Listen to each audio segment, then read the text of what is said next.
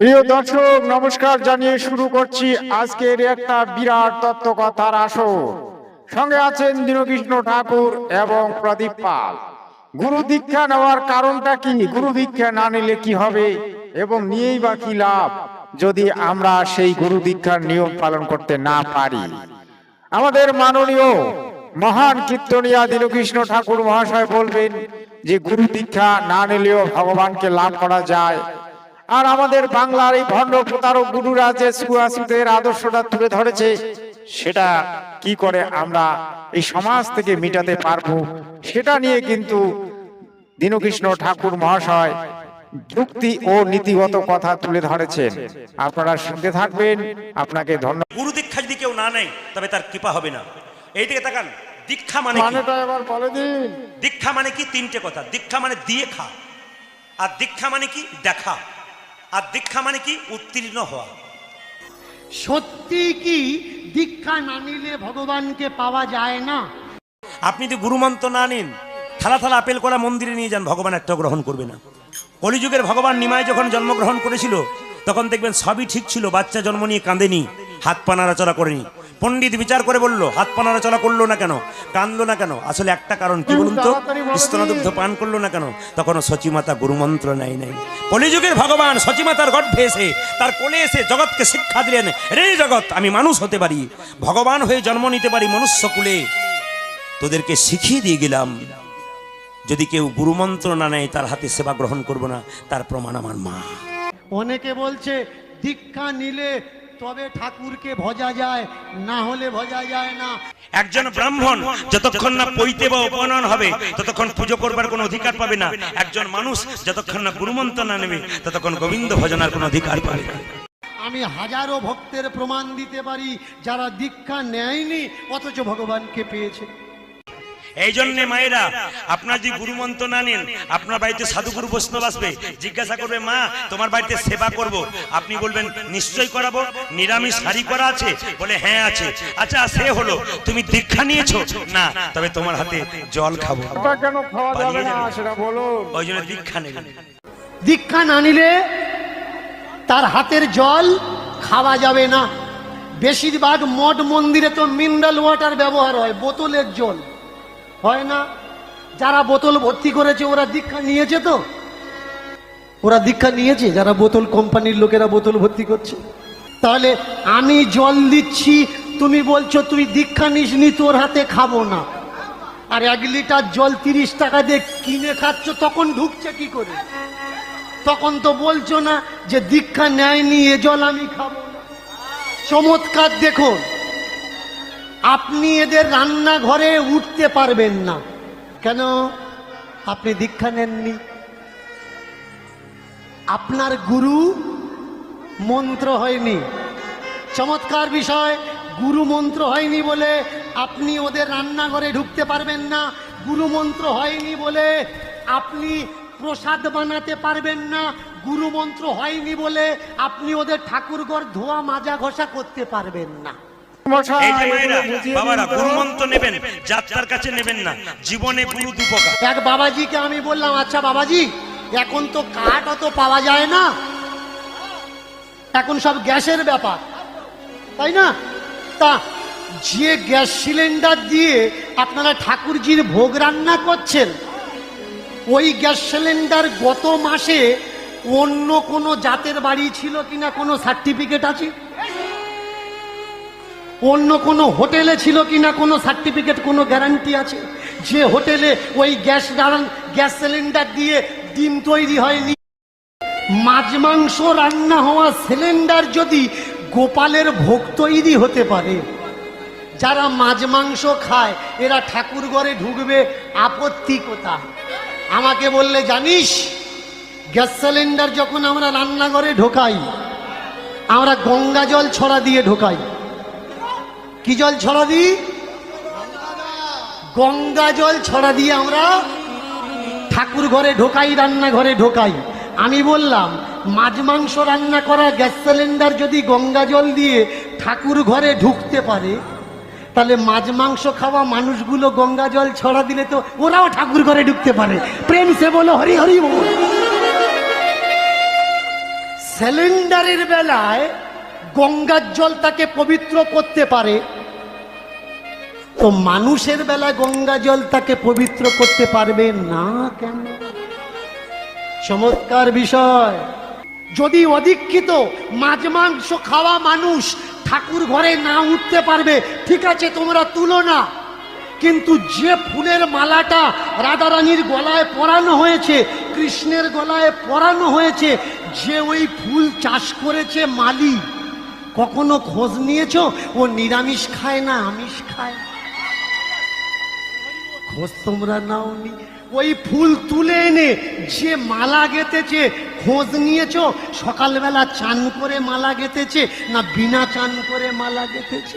যে দোকানে ফুল বিক্রি হচ্ছে তাকে জিজ্ঞাসা করেছো যে আমার ঠাকুরের গলায় ফুলের মালা?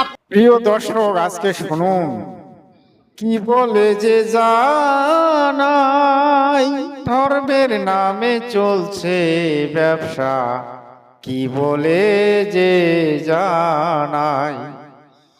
গানে গানে বলতে চাই, ধর্ম কাকে বলে, সেই কথাটি জনগণ আজও জানলো না রে, আজও জানলো না রে।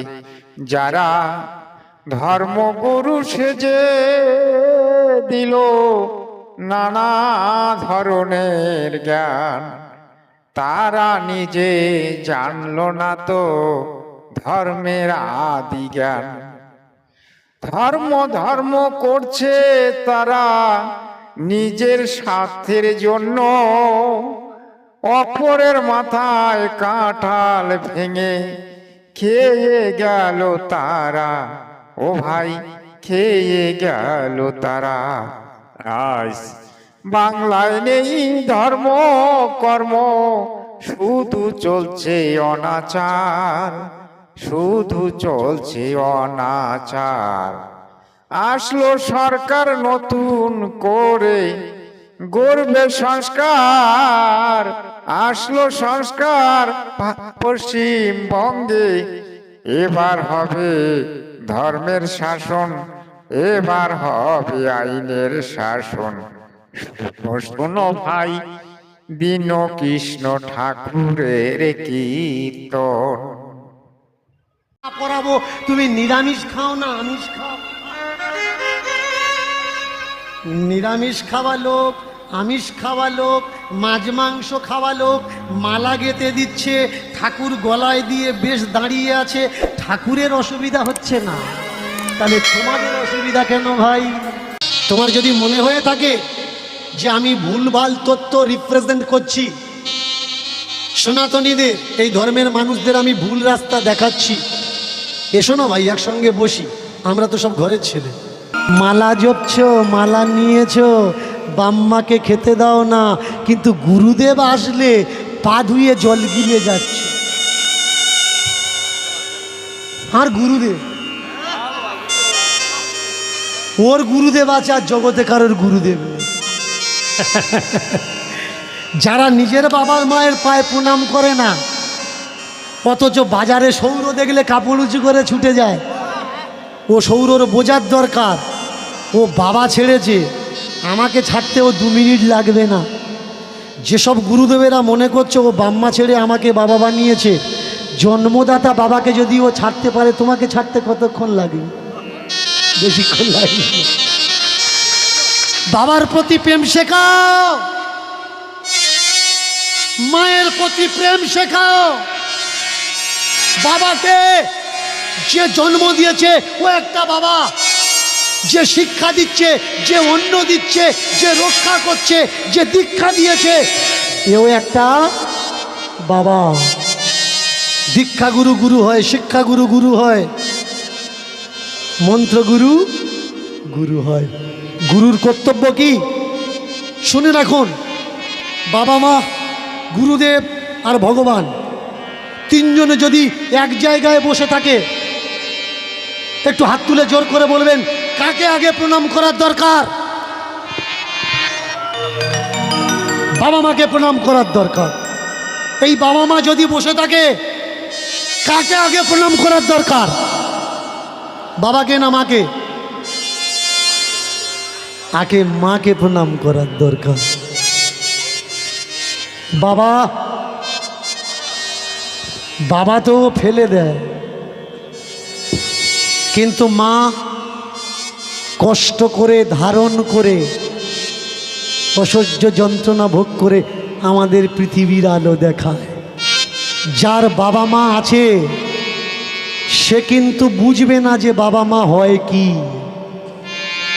যার বাবা মা নেই, সদ্য যার বাবা মারা গেছে, সদ্য যার মা মারা গেছে, বাম্মা গেলি বাম্মা ধরম বাম্মা পাবে, বউ গেলি কে বলবে যে ধরম বউ করো? ঠাকুর মহাশয়, ওই ভণ্ডরা বলবে যে তোমরা ধর্ম বউ করো, কারণ ওই ভণ্ডরা তো একেবারে বোন বানিয়ে ধর্ম বেটি করে তার সঙ্গে তারা প্যার মহব্বত করে। তো ওই ভণ্ড প্রতারকেরা আজকে গুরু সেজে বাংলাটাকে ধ্বংস করে দিল। বাংলার মানুষ আজ সে কুসংস্কারে ভ্রষ্টাচারে ভরে গেছে। বাংলার মানুষ আজ আদর্শ নীতিকে ভুলে গেছে। মানুষ আজ চোর, জোচ্চোর, ছাগল চোর, গরু চোর, ভেড়া চোরে পরিণত হয়েছে। মানুষের নীতি নিয়ম ধর্ম সব আজ তলিয়ে গেছে। আপনি চিৎকার করে বলছেন, বাংলাকে জাগিয়ে তুলছেন, তার জন্য আপনাকে এই শান্তি বার্তা অনেক অনেক ধন্যবাদ জানায়। এবং আপনার নীতি আদর্শকে শান্তি বার্তা চ্যানেল তুলে ধরবে এবং শান্তি বার্তা চ্যানেলের আদর্শ আপনার আদর্শই আদর্শ হবে। চলুন আজকের ভিডিও এখানেই শেষ করছি। সর্বশেষ বলবো, বাংলা মায়ের জয় হোক, বাংলার সন্তানদের জয় হোক, বাংলার সাধু সন্ন্যাসীদের জয় হোক। সৎ সাহেব।